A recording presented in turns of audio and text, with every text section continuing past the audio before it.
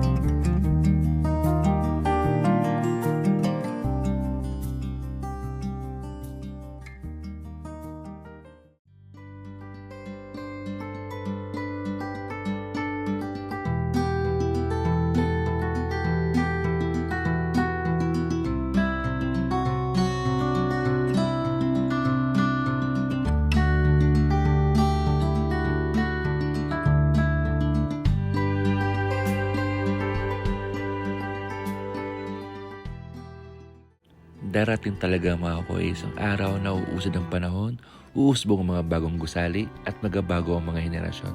Ngunit hanggat pinipili nating alahanin lahat mga kois, tulad ng lumang bahay na ito ay kailanman hindi mawawala sapagkat ang kasaysayan ay hindi lamang nakasulat sa libro o sa museo, nawabuhay ito sa lupa, sa mga tahanan natin at sa puso natin.